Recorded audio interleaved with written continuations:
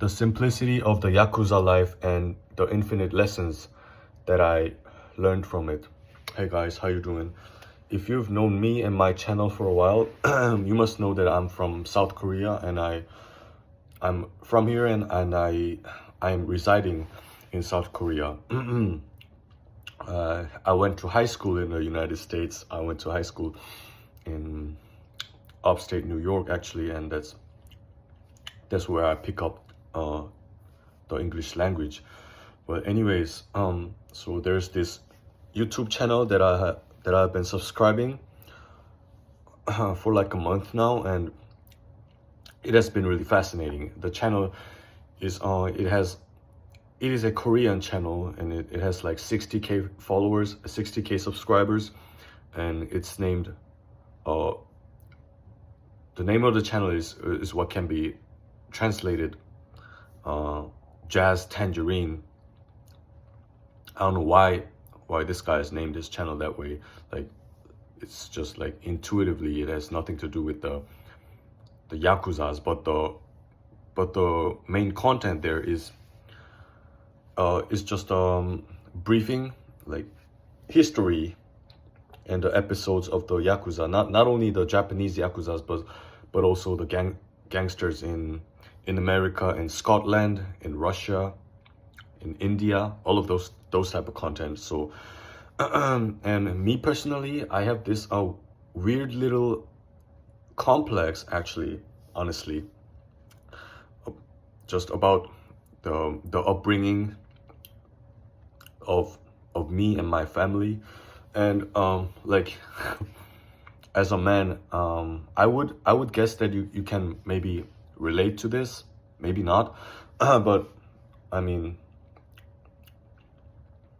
as for my dad, he's a really scholarly person, and he went to college, and like my mom, she went to she even went to a graduate school and those type of thing. And I have this sort of like this kind of weird admiration for the people that had some tougher upbringings, like those people that just grow up in the streets, things of that nature. And so maybe that's the reason why I've been subscribing to this channel called Jazz Tangerine, and which mostly is about gangster lives. And today I wanted to share some story time, or like or maybe even a little bit of lessons, what I've learned from researching and studying the lives of some of the Japanese Yakuzas. And there's some unique beauty to those. Those people are criminals, but they have their own way of like surviving and just pushing through, and they have their own way of getting rid and just eliminating their enemies. What could be which we could apply in our own lives, like to the best of our interests, right? So yeah, let's get started with the story. And specifically, I want to talk about those two figures. So in order to give you guys some like context, there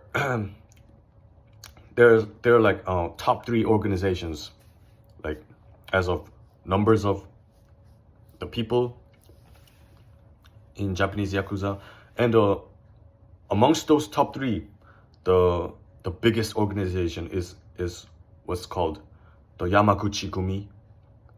Yamaguchi is literally a family name, and Gumi is like a would mean family or whatnot. Anyways,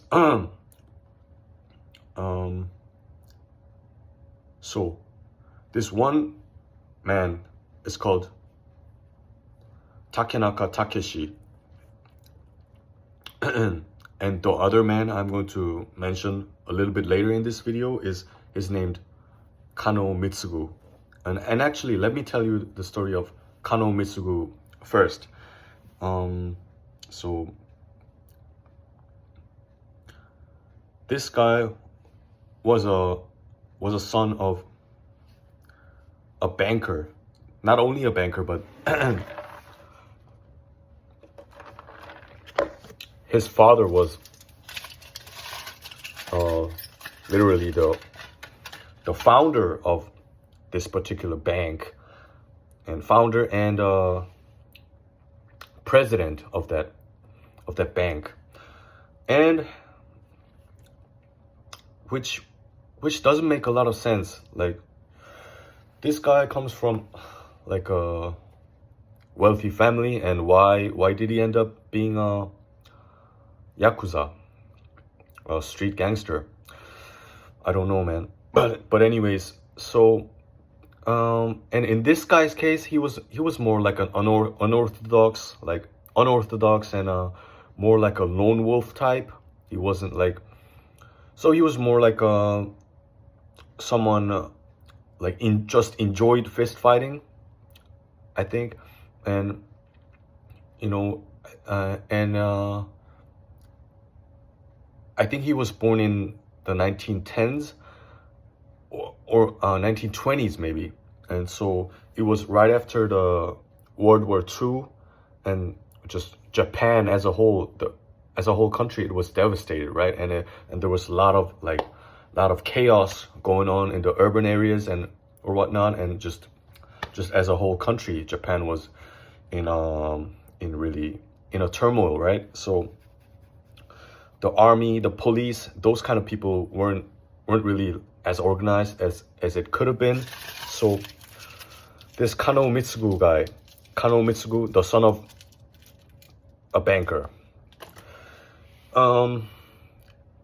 as I've already said, he was more like an unorthodox guy. He was not so much interested in like robbery or like getting money from the normal people at the market, something like that. So, and he had dozens of, like, maybe hundreds of subordinates, right? Excuse me, I'm eating this chocolate.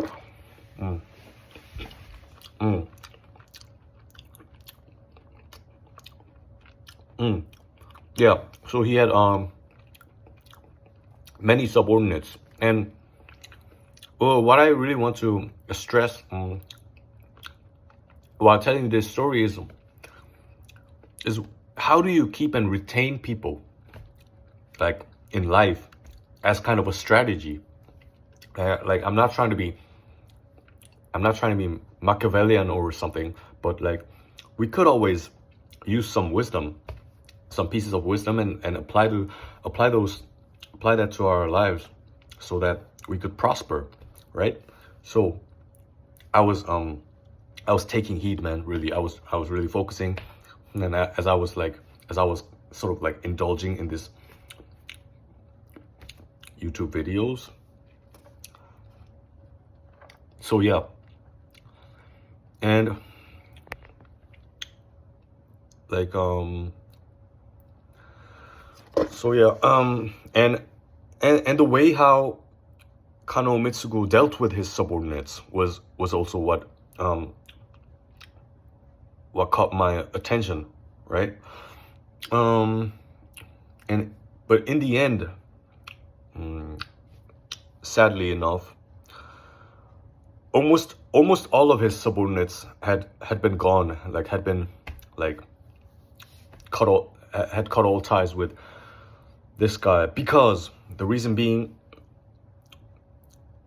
Kano Mitsugu, he lacked understanding of other people's environments, in terms of like his subordinates being coming from the street life, and they were familiar with poverty, and they although he gave his subordinates allowances, like, you could easily imagine that those allowances weren't weren't quite enough to make a living, right? And Kano Mitsugu was the type of guy, he was really good at fighting, so he was talented and he was strong, right? And that's how he first got some reputation amongst his area, right? And there will be some real vile gangsters, like bad people that were trying to like threaten people at the local market and just take people's money, like take normal people's money by violence. And Kano Mitsugu was this character. He would go fight and beat up those type of people, and then sort of protect the people at the local market.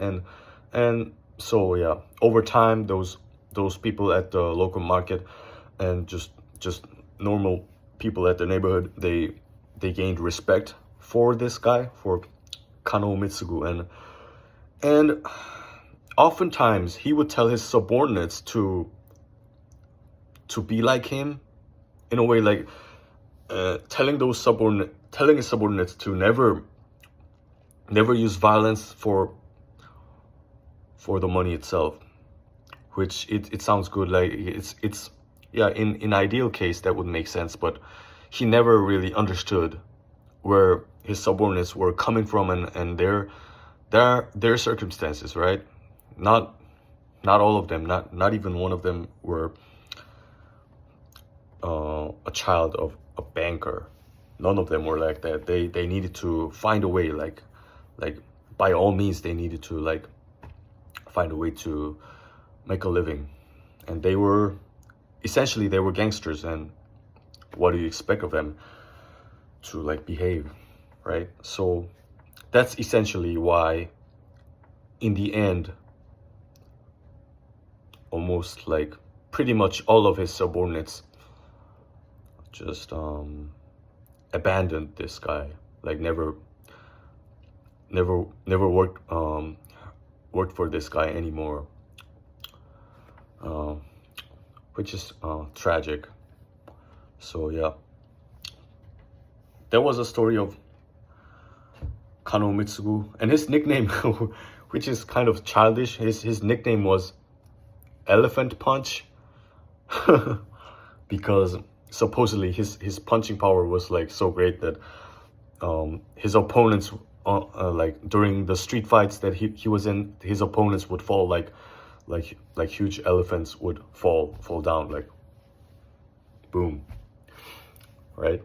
So yeah, that's all of the story about Kano Mitsugu. And this second and the last guy I'm going to talk about in this video, his name is Takenaka Takeshi.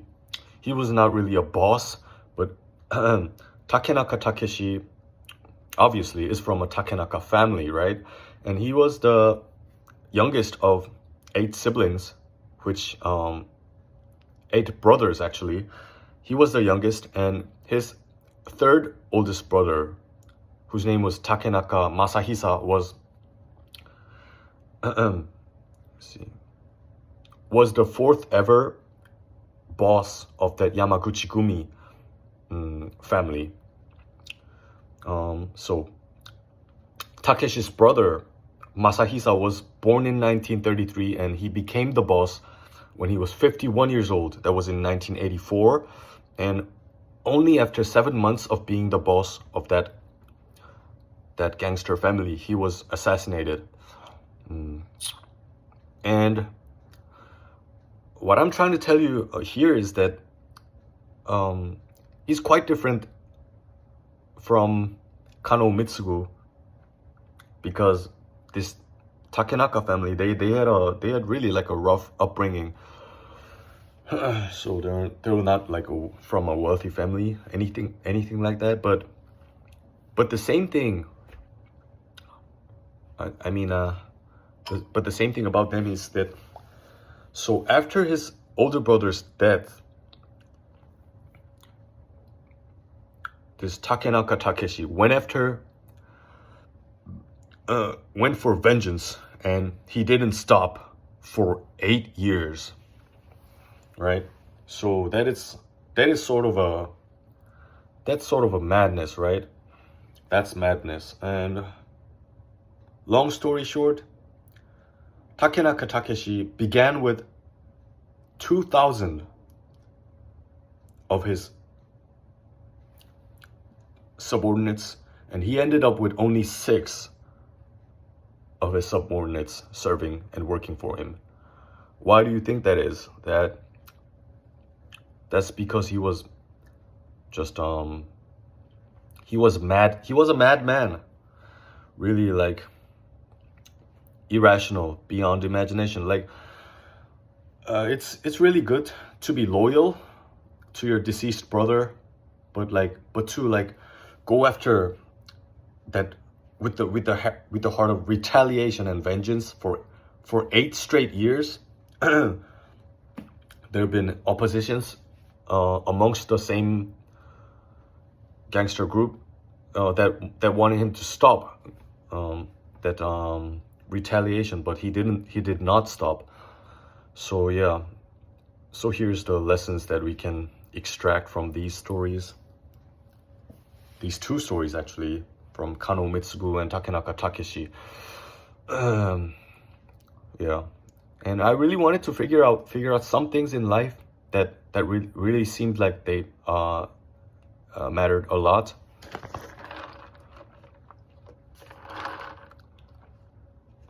And this is actually black coffee, iced coffee. I'm having after 3 weeks of going no coffee. So cheers, man. Anyways, yeah, I was really curious, like always. I was always curious, and to know like the secrets or the mysteries of life, and the secrets to how do I like keep people to be faithful to me and helpful to me.